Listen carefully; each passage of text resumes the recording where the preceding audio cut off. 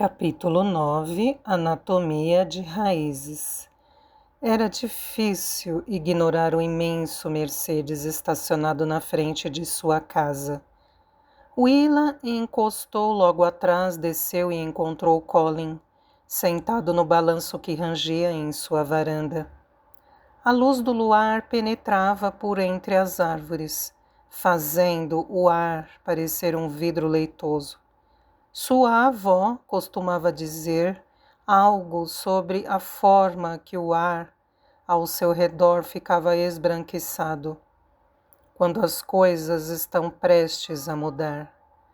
Isso a fez parar enquanto observava Colin balançar devagarzinho, com uma das mãos atrás do balanço. Ele era um daqueles homens cujo cansaço aparece todo nos olhos, de um jeito sonolento e sexy. E a julgar por sua aparência, ele estava exausto. Então, obviamente era por isso que ele estava em sua varanda. Ele com certeza não ia querer dormir novamente em seu sofá. O que será que havia entre os Osgood e seu sofá? Ela mesma ainda não tinha dormido nele. Gosto deste bairro, disse Colin, quando Willa chegou à varanda. Ele a observou em silêncio, enquanto ela caminhou até ali.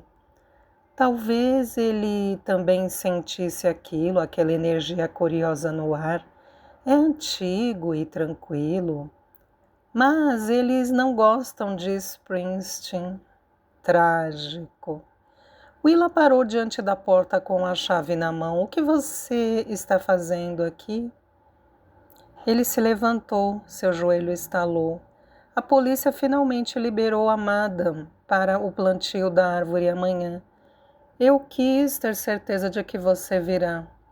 Ele já a convidara e ela ainda não entendia. O que tem de mais o plantio desta árvore?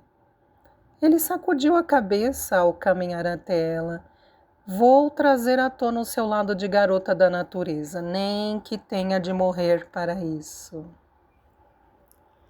Ela destrancou a porta. Você certamente tem opiniões fortes sobre como devo viver a minha vida. Sei ser bastante persuasivo, disse Colin às suas costas, perto o suficiente de seu ouvido, para que ela percebesse a distância de poucos centímetros. Bem, pode riscar de sua lista essa ideia de garota da natureza. Já tentaram isso, disse Willa, abrindo a porta e entrando. Em vez de encará-lo naquele estranho ar branco, ela acendeu a luz da sala. Tentaram? Quem?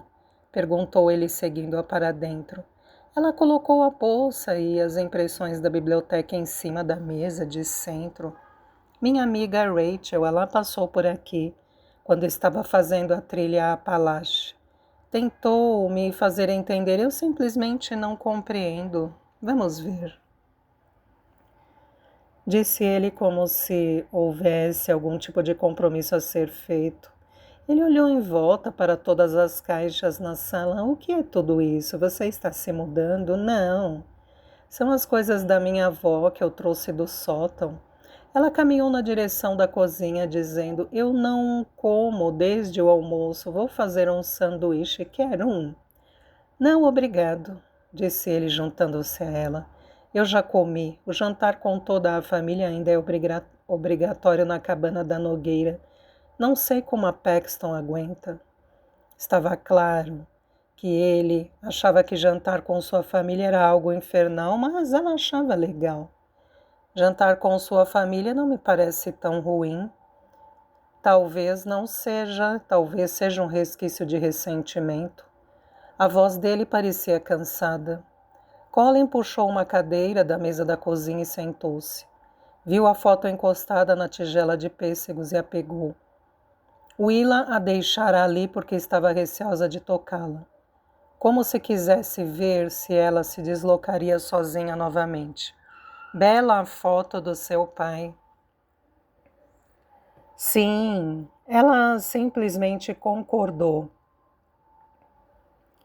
sem olhar enquanto abria a porta da geladeira. Ele tinha orgulho de você, sabia?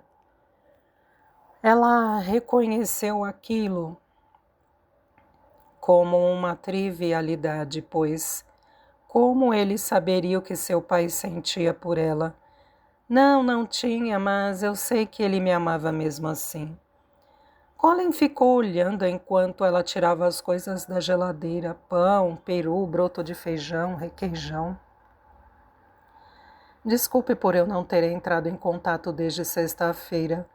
Willa colocou as coisas do sanduíche na bancada, depois esticou o braço à prateleira acima e pegou um prato. Não há do que se desculpar. Foi um choque ver aquele crânio. Você está bem? Sim, claro. Ela pegou uma faca e passou o requeijão em 2 fatias de pão integral. Sem olhar para o Colin, ela acrescentou: Wood Olsen foi me ver no domingo à noite para falar sobre isso. Foi? Por que ele faria isso? Ele pareceu surpreso. Willa o olhou por cima do ombro. Ele não sabia que Wood desconfiava de sua avó. Isso provavelmente significava que Paxton não lhe contara sobre Agatha ter assumido a responsabilidade pelo esqueleto. Willa subitamente teve esperança de que Ellie Paxton tivesse a mesma posição a respeito disso, de não dizer nada até saberem mais. Ele queria saber se minha avó alguma vez comentou sobre alguém ter sido enterrado na colina. Ela nunca falou nada. Por isso você desceu essas caixas? Sim, disse ela depois mudando de assunto, voltando a montar seu sanduíche. Você parece cansado, deve ter tido um final de semana difícil. Isso o fez rir. Ainda estou tentando ter uma boa noite de sono, o sono sempre me escapa. Mas meu fim de semana não foi tão difícil quanto o de Paxton. O que aconteceu exatamente naquela noite em que ela dormiu aqui? Ela também não contou? Também? Disse ele. O que mais ela não me contou? Nada. Colin hesitou antes de perguntar. Eu sei que você e Paxton não são exatamente amigas, mas você não a embebedou de propósito, não é? Como um trote. Ela se virou. Colin achava que era culpa dela. Eu nem... Willa parou sem saber como se explicar, sem comprometer Paxton. Finalmente disse, não foi um trote. E agora estou confusa. Achei que sua crença em minha natureza selvagem fosse o que você mais gostasse em mim. Gosto de muitas coisas em você. Ela se virou e terminou de fazer seu sanduíche, agora agitada. Você não deveria vir me ver assim tão cansado. Acho que você diz coisas que normalmente não diria. Ela ouviu a cadeira ser arrastada e ele se levantar. Será que não lhe ocorreu que esse seja o motivo para que eu venha vê-la quando estou cansado? Perguntou ele se aproximando. Colin parou ao seu lado, olhando-a colocar novamente a tampa do requeijão e passar a mão na bancada, jogando farelos de broto de feijão na pia. Ele esticou o braço e colocou os cabelos dela atrás das orelhas. O gesto foi meigo, mas ela foi atingida por uma força inesperada. Como acontece quando estamos no mar e uma onda nos acerta. É tão suave e fresco que nos surpreende por ter tanta força. A água parece inofensiva nesse sentido. Venha ao plantio da árvore amanhã, disse ele. Ela finalmente ergueu os olhos e olhou para Colin. Má ideia. Ali estavam os olhos cansados e sexy, mirando alguém que ela achava ter deixado de ser. Por quê? Ele sorriu. Tudo isso faz parte da minha sedução. Ela assimilou aquilo pensando na forma que Colin pressionara seu corpo contra o dela no dia em que o solo tremeu na Madame. Então, agora isso é sedução? Ele se inclinou até Willa lentamente de olhos abertos, observando o seu rosto. Obviamente encontrou o que estava procurando, pois chegou mais perto e tocou seus lábios nos dela. Ela soltou um suspiro imediatamente varrida pela energia de Colin. Não foi preciso esforço algum da parte dela. A força do que ele estava sentindo arrebatou-a. Colin chegou mais perto, segurou o rosto de Willa com as duas mãos, aprofundando o beijo. Ela adorava a adrenalina, a forma como aquilo a dominava, como acelerava seu coração, com um prazer simples, não pelo medo ou pela ansiedade, que era como ela costumava sentir isso. Agora Willa estava recostada na bancada, com as mãos nos cabelos dele, tentando trazê-lo mais para perto, querendo mais. Ela se mexeu um pouquinho e a faca que usara subitamente caiu no chão. Eles se separaram com um som. Por um momento ficaram apenas se olhando. As mãos de Colin ainda estavam no rosto dela. Ele passou os polegares mais uma vez pelas maçãs de seu rosto, antes de dar um passo atrás. Sim, agora é uma sedução. Talvez eu não queira ser seduzida. Depois do que tinha acabado de acontecer, os dois sabiam que ela estava mentindo, mas Colin não disse nada. Então, o que você quer, Willa?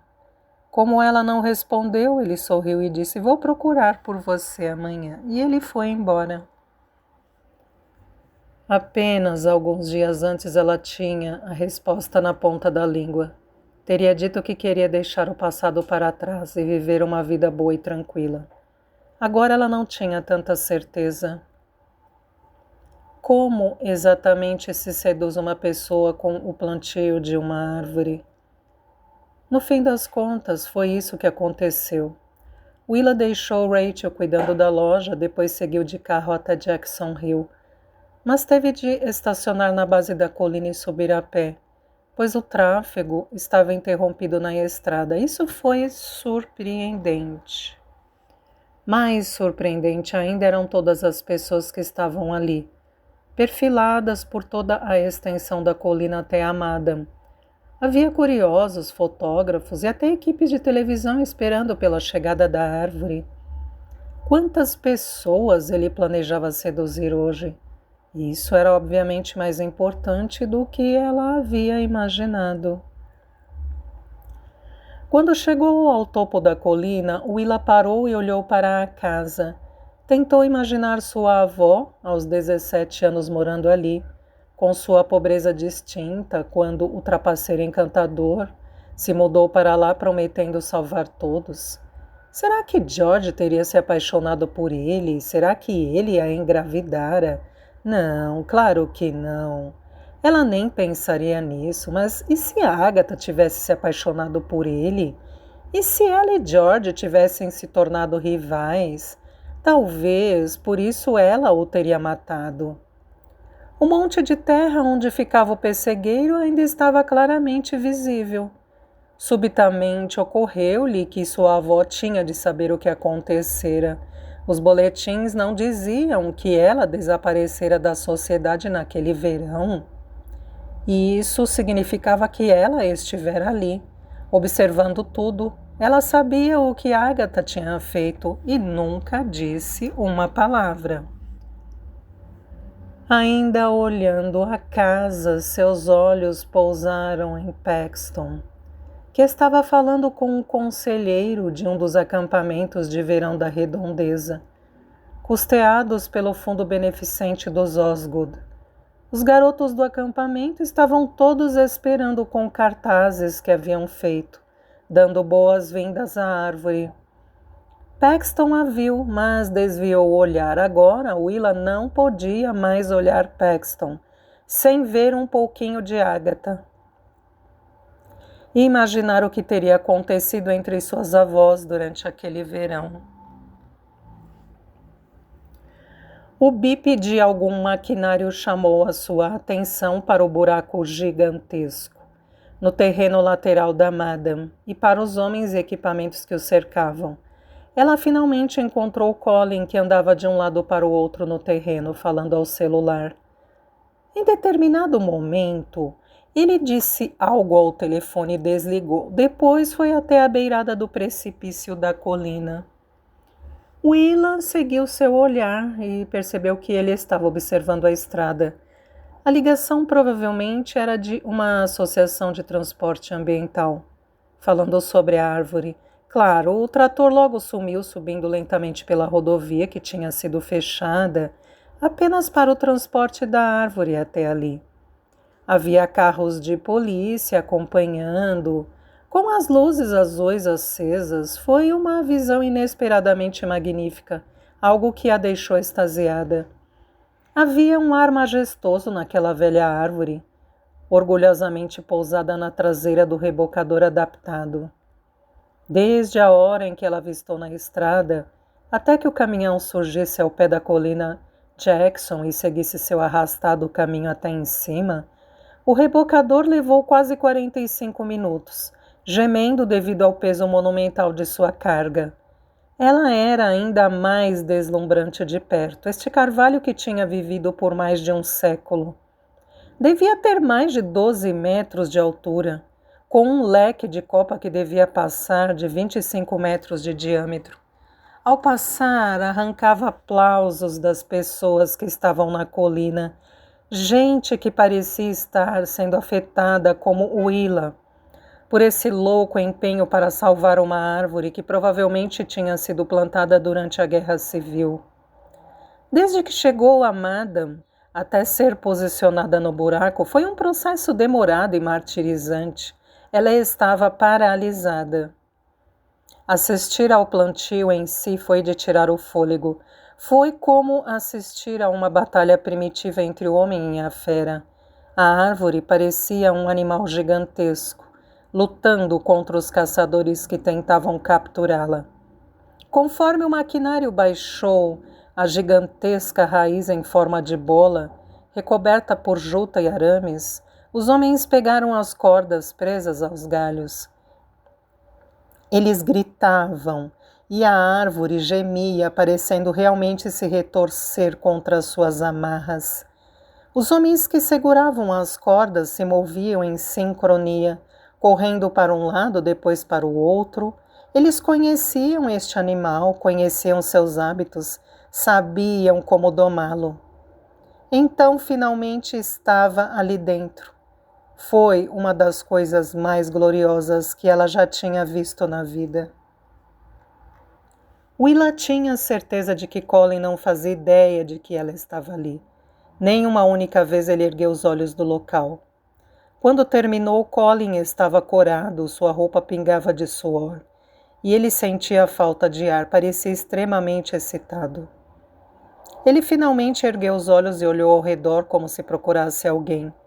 Colin achou Willa na pequena aglomeração que restava. Sorriu lentamente e bum! Lá estava aquele desejo que ela sentira na noite anterior. Era forte e primitivo. Por um momento eletrizante estava ligado a tudo ao redor deles. Chegou a fazê-la dar um passo atrás. Como ele poderia saber o efeito que isso causaria nela se nem ela mesma sabia? Era demais essa situação de não conhecer mais sua própria natureza, a anatomia de suas próprias raízes. Ela se virou e partiu. Willa se sentiu nervosa e agitada pelo restante do dia. De volta ao trabalho, ela tomava um susto toda vez que a campainha da porta tocava. Quando chegou em casa, ficava esperando uma batida na porta. Entrou no chuveiro porque estava com a pele quente como uma queimadura de sol, como se naquele dia tivesse ficado exposta a algo com um efeito duradouro sobre ela. Willa não conseguia se livrar daquilo. O telefone tocou bem na hora em que ela saiu do chuveiro. Correu até o quarto e atendeu. Alô? Acho que as coisas correram bem hoje, disse Colin baixinho. Era isso que ela passara o dia esperando. Sim, disse Willa com a boca subitamente seca. Acho que você alcançou o que se dispôs a fazer. Tire o sábado de folga e passe o dia comigo. A parte boa de ele ficar ali por apenas um mês era que ela poderia rapidamente se livrar desse frio na barriga que ele causava. Depois, Colin iria embora e ela poderia voltar ao normal. Essa foi sua justificativa para finalmente ceder e dizer sim. Naquela noite, durante o jantar, o pai de Paxton circulava olhando o seu smartphone que havia substituído o jornal, que ele costumava trazer para a mesa. e sua mãe papeava alegremente sobre a boa cobertura que o plantio da árvore tivera na mídia. E como isso recompensaria toda a publicidade negativa que o esqueleto tinha causado. Estou contente que aquele pequeno incidente seja passado, disse Sofia. Aquilo não repercutiu bem para nenhum de nós. Paxton, você deve fazer uma pequena reunião para dizer ao clube que agora está tudo bem com a Madame. Ouvi um boato de que havia membros querendo mudar o local do baile de gala. Imagine! Depois de os convites terem sido distribuídos. Sim, disse Paxton. Também ouvi isso. No instante em que falou, ela se arrependeu. E você não me disse? Tive de ouvir de Shane Easton. 25 anos antes, Sofia tinha sido presidente do clube e ela havia preparado Paxton para fazer o mesmo. Quando chegou a hora de Sofia deixar o clube, Paxton teve dificuldades em impedir que a mãe continuasse a controlar as coisas por meio dela. Paxton ficara muito feliz quando Sofia parou de perguntar cada detalhe sobre as reuniões no instante em que ela chegava em casa.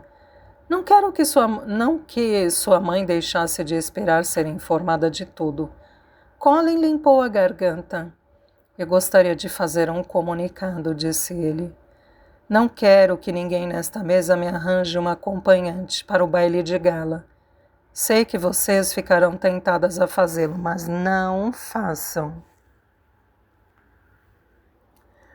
Mas, Colin, eu estava pensando na adorável Penelope Mayfield, disse Sophie imediatamente distraída. Ah, disse Colin, apontando o dedo para a mãe, com a mão que segurava sua taça de vinho. Eu sabia que você estava planejando algo. Não, eu me recuso. Ah, Colin, disse Sophie indulgente. Colin olhou para Paxton e piscou. Ele fizera isso por ela. Depois do jantar, Colin foi rapidamente para o pátio, algo que ele passara a fazer a semana toda. Naquela noite, Paxton foi atrás dele. Eu não entendo, disse ela sentando-se na espreguiçadeira ao lado dele. Não entende o quê? Perguntou Colin de olhos fechados com a cabeça recostada nas almofadas. Ela tentou imitar sua posição, mas não conseguiu se sentir à vontade. A mamãe adora você, o papai não está mais tentando fazê-lo jogar golfe e você continua louco para se afastar. Você deveria saber isso melhor que qualquer um, Pax. É preciso muita energia para manter o escudo protetor. Se você se mudasse de volta, não teria de jantar com eles toda noite. Eu faço isso porque moro com eles, você teria sua própria casa. Eu sei. Quando vai se mudar para cá? Perguntou ela. Você não precisa morar em Nova York para trabalhar, sua base poderia ser aqui. Não sei se estou pronto para isso. Pronto para o quê? Para estar presente para sua família? Nossa, Colin, como deve ser legal ser você. Ela não tinha ideia do motivo para estar arranjando briga com ele. Colin não merecia. Ele nem era o verdadeiro motivo por ela estar aborrecida.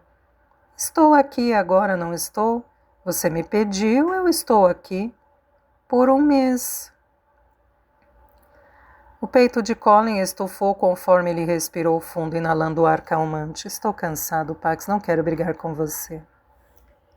Seu irmão nunca dormia bem. Ao menos isso era algo que eles tinham em comum. Nem eu, desculpe. Por um tempo, os grilos compensaram a ausência de conversa. As nuvens se aproximavam, diminuindo a luz, à medida que encobriam a lua, fazendo parecer ter havido uma queda de energia. Paxton podia sentir suas emoções espelhadas no céu, ondas radiantes de felicidade, períodos sombrios de melancolia. Paxton finalmente disse, é a Willa Jackson que você vai levar ao baile de gala, não é? Estou trabalhando nisso, disse Colin sorrindo. Ele virou a cabeça na almofada para olhar a irmã. E você vai com quem? Antes da semana anterior, antes do beijo, ela teria dito Sebastian, mas agora não tinha tanta certeza. Ele se oferecera na clínica no fim de semana, mas agora era terça-feira e ela ainda não tivera notícias dele, nem depois de ter ligado naquele dia, deixando um recado pedindo desculpas. Ela não gostava de permanecer longe dele. Criava um buraco em sua vida que ela não sabia como preencher, porque Sebastian era seu melhor amigo, seu único amigo. Mas como Paxton poderia olhá-lo nos olhos depois do que aconteceu, depois de saber definitivamente que ele jamais poderia dar o que ela tanto quisera por toda a sua vida? Durante um instante, Paxton invejou a vida boa e desimpedida do irmão. Por um momento, ela entendeu por que Colin ficava longe. Talvez eu vá sozinha, disse ela. De qualquer jeito, haverá muito a fazer para que eu possa dar atenção a um acompanhante. Eu serei seu acompanhante, ele ofereceu. Não, convença Willa a ir. Ela deve estar presente pela avó. Paxton parou. Willa estava no plantio da árvore hoje, você a viu? Sim, vi, disse ele, fui eu que a convidei. Paxton mordeu o lábio inferior. Então, vocês dois conversaram? Sim, por quê? Imagino que ela tenha contado tudo o que aconteceu na sexta-feira à noite. Na verdade, não, disse ele. Eu perguntei e ela não quis me contar. Isso a surpreendeu. Ela não lhe contou nada? Colin ergueu a cabeça. Você está me dando a mesma impressão que tive dela? Tem mais algum segredo? O que está vendo? Nada. Colin suspirou e virou o rosto para o luar inconstante. Foi isso que ela disse. Mais tarde naquela noite, Sebastian estava sentado na mesa da área reservada do decadente restaurante Happy Days junto à estrada, com uma xícara de café como costumava fazer quando era adolescente. A única diferença era que agora ele não estava com sua mochila de livros para ler noite adentro. Bom, e se vestia melhor e não usava mais delineador. Seu pai fora alcoólatra. Então Sebastian passava todo o tempo que podia longe dele. Ele simplesmente se sentava nesse restaurante da estrada onde sua tia-avó o levava quando menino. Único lugar que ela podia pagar. Pedia um café e lia os livros da biblioteca, até ficar tão cansado que mal conseguia se manter acordado. Então, ia para casa e dormia no sofá da varanda para não ter de enfrentar os abusos verbais de seu pai. Ele sempre chamava Sebastian de bicha, particularmente quando estava bêbado. Então Sebastian se levantava e ia para a escola e ouvia quase a mesma coisa. Oi, querido, disse Louis, parando em seu espaço na área reservada. Achei que você gostaria de uma torta. Sebastian sorriu para ela. Louis era garçonete ali desde que ele era pequenininho. Era uma velha magra de lábios pintados e usava uma peruca loira torta. Ela e outra senhora eram as duas únicas garçonetes do local e usavam vestidos azuis de poliéster, com aventais de babadinho. O lugar tinha poucos clientes, a maioria com mais de 70 anos. Ninguém prestava atenção nele. Ninguém se incomodava por ele estar ali, motivo pelo qual esse era seu porto seguro. Sebastian achou que já tinha superado isso, mas acabou descobrindo que estava errado. Não estou com fome, Luiz, mas obrigado. Coma, disse ela, deslizando o prato na mesa. Você ainda está magro demais e não dá para esconder com esses seus ternos elegantes. Ela se afastou com os sapatos ortopédicos rangendo no piso de linóleo. Para Louis, torta era amor. E Sebastian era grato por isso. No instante em que ele entrou, alguns meses antes, ele e Louis voltaram à antiga rotina. Ela tentava alimentá-lo, ele ainda recusava. Ela ainda o deixava ficar até a hora que ele quisesse. Só que agora ele podia dar gorjetas melhores. Ele empurrou o prato de torta para o lado, depois olhou o celular junto à xícara de café. Pegou o aparelho e ouviu novamente o recado de Paxton. Oi, Sebastian, sou eu, não o vejo há dias. Ela parou. Estava falando ao celular, provavelmente em seu carro. Ele pôde ouvir o barulho do trânsito. Barulho de motores. Ela dirigia da forma que fazia todas as outras coisas com confiança e determinação, executando várias tarefas ao longo do caminho. Eu só queria dizer que lamento por tudo, por sexta à noite. Por não ligar quando fiquei bêbada e precisei de você. Você está liberado se não quiser ir ao almoço e recital no sábado. Sei que você não gosta de música clássica e, de qualquer forma, só aceitaria ir por minha causa. Só me ligue para que eu saiba que você está bem. Tchau. Ele colocou o telefone de volta ao lado do café. Quando voltou para Walls of Water, Paxton Osgood era a última coisa que ele esperava que fosse lhe acontecer. Foi preciso muita coragem para voltar à cidade, mas ele se convencera de que descobrir sobre a aposentadoria do Dr. Kostovo tinha sido um sinal. Desde o começo, ele se insinuou ostensivamente em círculos que anteriormente o rejeitaram.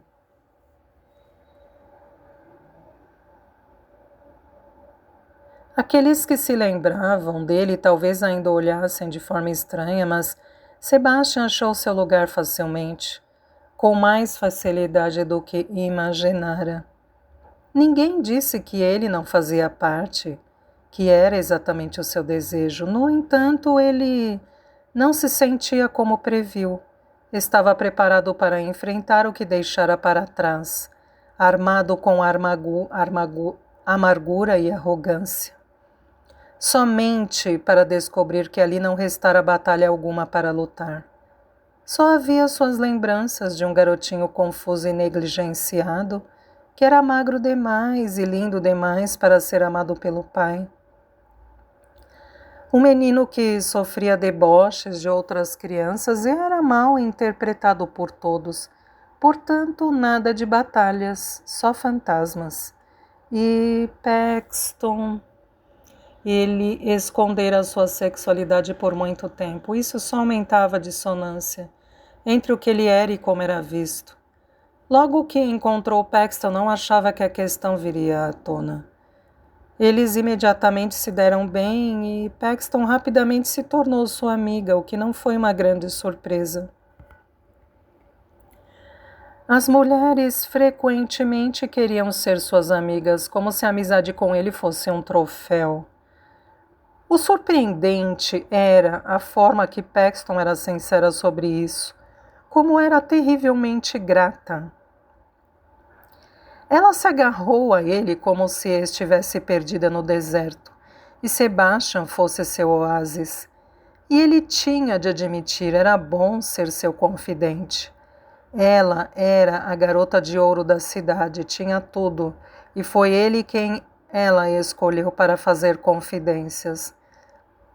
Contudo, quanto mais eles se conheciam, mais ela se sentia à vontade para expressar afeição. E Sebastian foi lentamente percebendo que ela sentia algo mais que somente amizade. Seus próprios sentimentos o confundiam. Ele não sabia como abordar o que estava acontecendo entre eles e como ela evitava o assunto. Sebastian tinha imaginado ser apenas temporário e eles seguiam em frente normalmente, até aquela noite na casa dela.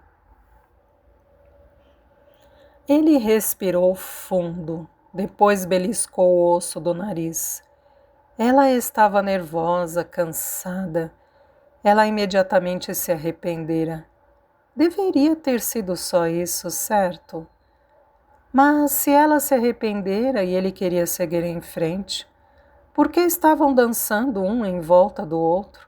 Por que agora ela estava e dizendo que ele não precisava mais acompanhá-la em eventos sociais, por que o evitava?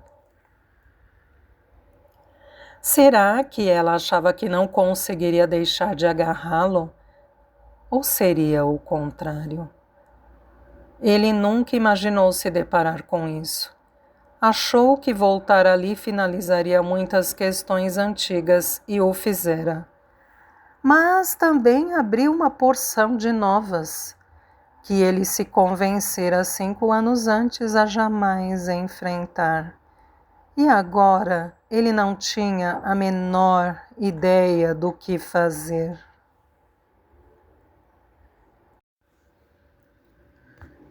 O Homem Mágico, capítulo 10.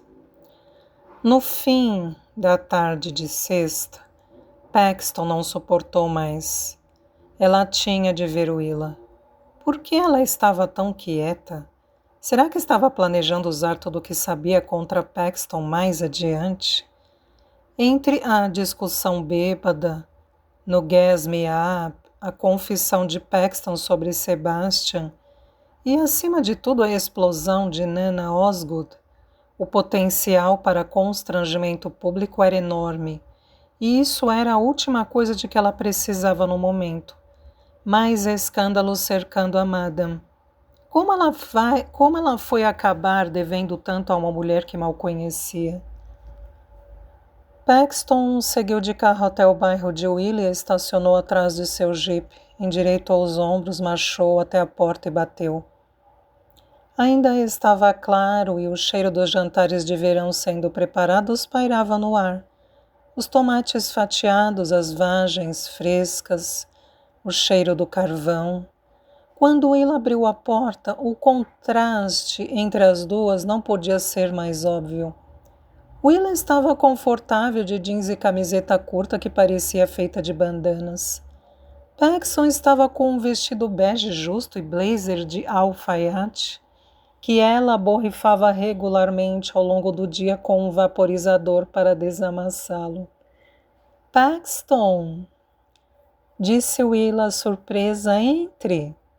Eu estava preocupada que você não estivesse aqui, disse Paxton enquanto Willa fechava a porta. Estou sempre aqui sexta à noite, reservo as noites de sexta para passar aspirador. A diversão nunca termina na casa Jackson. Paxton ajustou a bolsa no ombro. Então, o que estava fazendo na rua na última sexta-feira? Eu fui a um jantar que não pretendia ir. Sorte minha. Paxton respirou fundo e foi direto ao assunto. Colin me disse que perguntou a você sobre o que aconteceu na sexta passada. E você se recusou a dizer. Ele também parece não saber sobre a confissão de Nana Osgood. Ela hesitou. Achei que você fosse contar a ele. Eu esperava que você contasse para todo mundo. Willa franziu as sobrancelhas. Por que eu faria isso? Segundo a minha experiência, as pessoas parecem ficar mais alegres do que deveriam quando as coisas não dão certo para mim. Bem, quando Colin mostrou não saber que a polícia tinha me perguntado sobre minha avó, eu imaginei que estivéssemos na mesma posição. De qualquer forma, como saberíamos o que aconteceu? Perguntou Willa. Você está certa, não sabemos, disse Paxton aliviada. Mas eu acho um absurdo que George tenha alguma coisa a ver com aquele esqueleto. Sempre gostei da sua avó.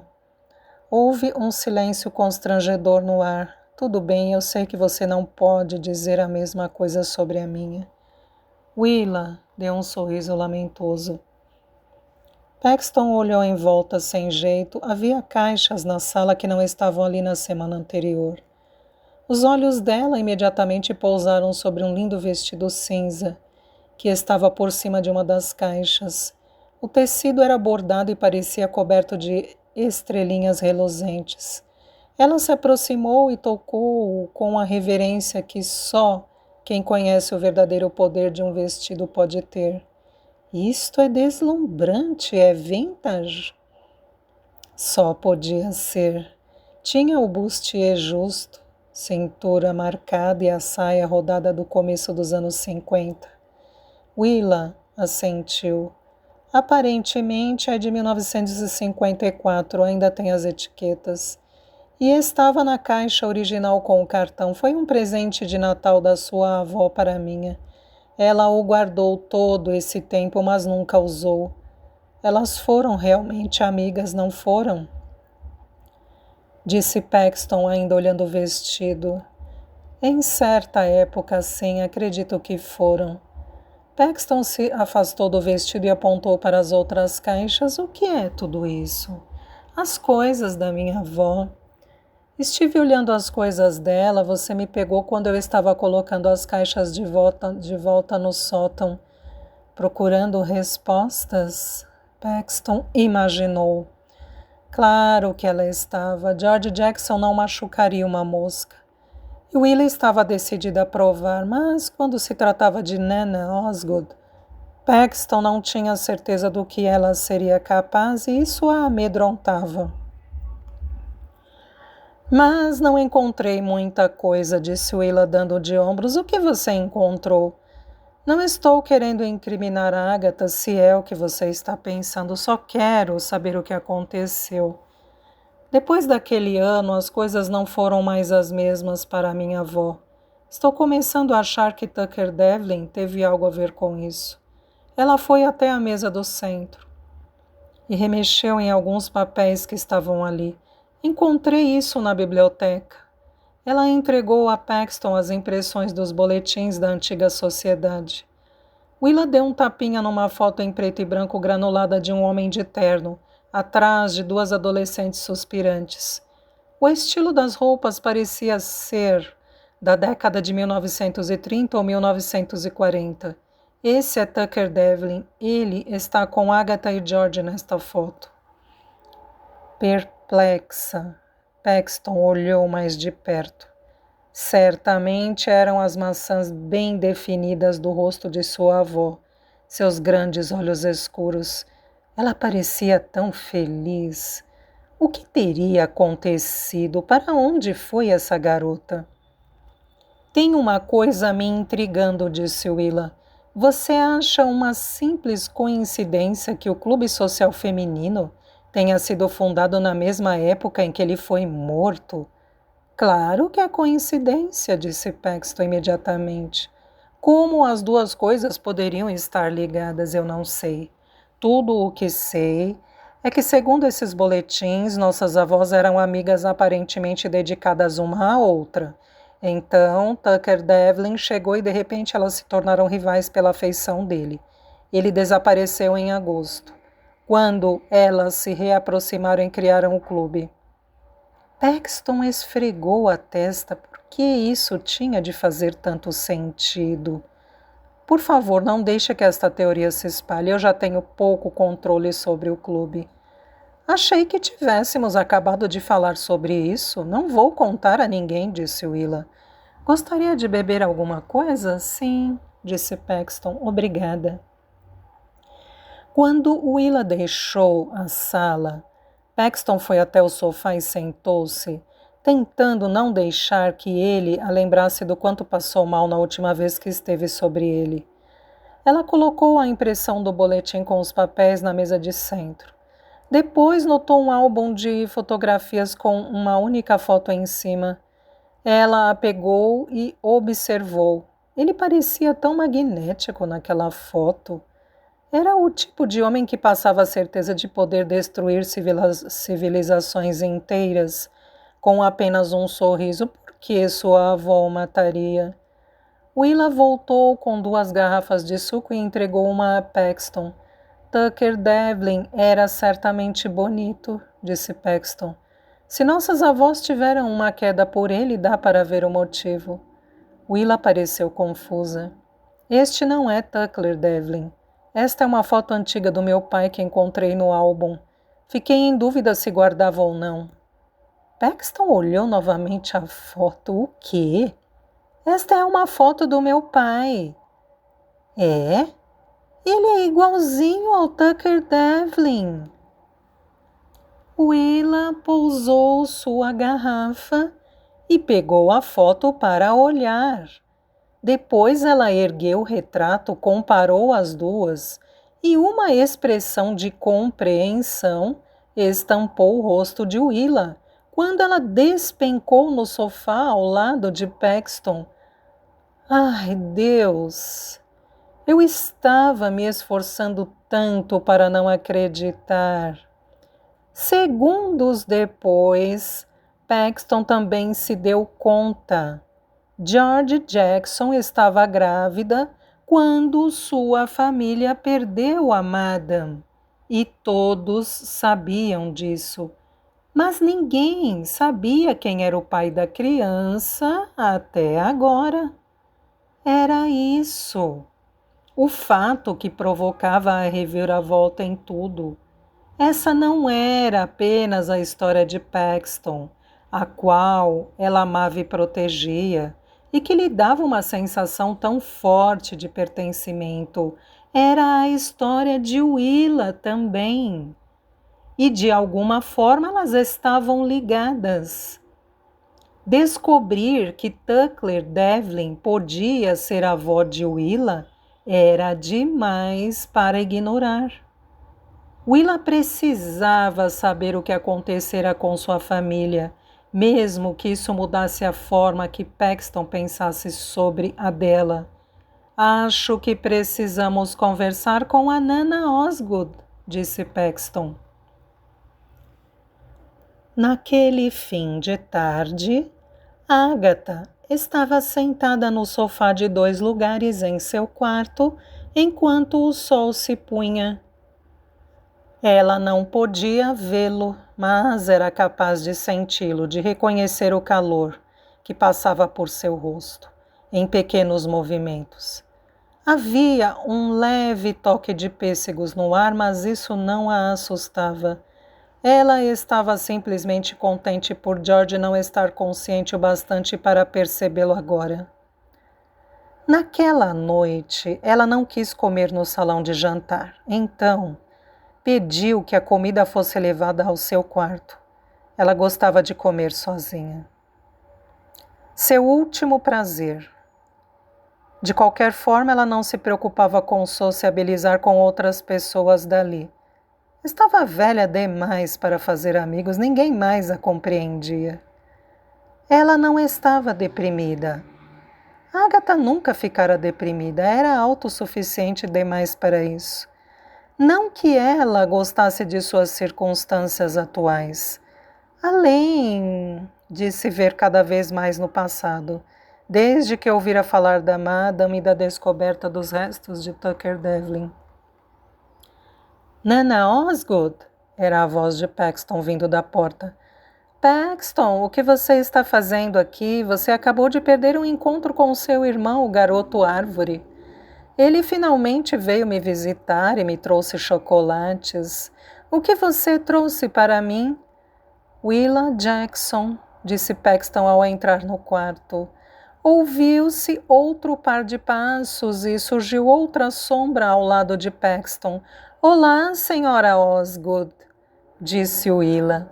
Willa tinha sido uma criança sorrateira, não cruel, nem traiçoeira. Ainda assim sorrateira. Agatha sempre vira isso. George também, porém, assim como foi com Ham, ela achava que poderia encobrir qualquer traço que lembrasse Tucker Devlin, mantendo sua família na maior descrição e normalidade possíveis. E isso nem sempre foi vantagem para eles. Na verdade, Agatha acreditava que Ham poderia ter realizado grandes coisas, se ao menos a mãe não lhe incutisse tanto senso de pequenez. Mas George sentia que estava apenas equilibrando a natureza intempestiva de Tucker, que ela temia ter sido herdada por Willa e Ham. E claro que eles tinham herdado. Até aí, isso sempre foi claro. Mas não significava que eles se tornariam maus. Ela deveria ter dito isso a George. Vocês duas juntas aqui só pode significar uma coisa, disse Agatha. Vocês querem saber o que aconteceu. Willa encontrou algo chamado Boletim da Sociedade de Halls of Order. Nós juntamos os pedaços. O Boletim da Sociedade, eu tinha me esquecido dele. Agatha riu quando pensou nisso, no quanto achava o boletim importante naquela época. Era a Jojo McPeat que publicava. Aquela mulher era a pessoa mais encherida que Deus já criou. Senhora Osgood, Tucker Devlin era o pai do meu pai? Perguntou Willa. Aquilo a atingiu no ponto onde ela achava ficar seu coração. Vocês deduziram isso, é? O que aconteceu? Perguntou Paxton, sentando-se ao lado de Agatha. Willa permaneceu na porta. A senhora realmente o matou? Sim, matei, disse Agatha. Por todas as coisas que ela não pôde dar ao George, ela pôde ao menos lhe dar isso. Por quê? Porque somos ligadas como mulheres. É como uma teia de aranha. Se uma parte desta teia vibra, se há problemas, todas nós sabemos. Contudo, na maior parte do tempo somos apenas medrosas, egoístas ou inseguras demais para ajudar. Mas, se não nos ajudarmos, quem irá fazê-lo? Então a senhora o matou por George? Perguntou Paxton, e seu tom insinuava que ela imaginava ter sido por outros motivos, razões menos nobres. Houve uma época em que a George e eu éramos unha e carne. Eu achava que nada mudaria isso. Até Tucker Devlin. Vocês precisam entender como eram as coisas naquela época. Foi durante a Grande Depressão. E, além disso, a nova Floresta Nacional significava o fim dos madeireiros. Aqueles dentre nós que conseguiram guardar seu dinheiro estavam tentando ajudar os que o tinham perdido. Quando ele chegou, foi como se revivêssemos. Os dias eram mais iluminados. A comida era mais saborosa. Ele prometeu a cada um de nós exatamente o que mais queríamos. E nós acreditamos nele. A cidade toda acreditou nele. Éramos seus prisioneiros. E logo no início nós aprendemos a não enfurecê-lo. Havia um velho chamado Earl Youngstown que repetidamente tentava nos fazer ver que Tucker era um trapaceiro. Um dia, depois de um confronto com Tucker, a barba de Earl cresceu 12 metros da noite para o dia, mantendo-o preso à sua cama. Depois disso, ele se calou e passou a ter de se barbear 6 vezes por dia.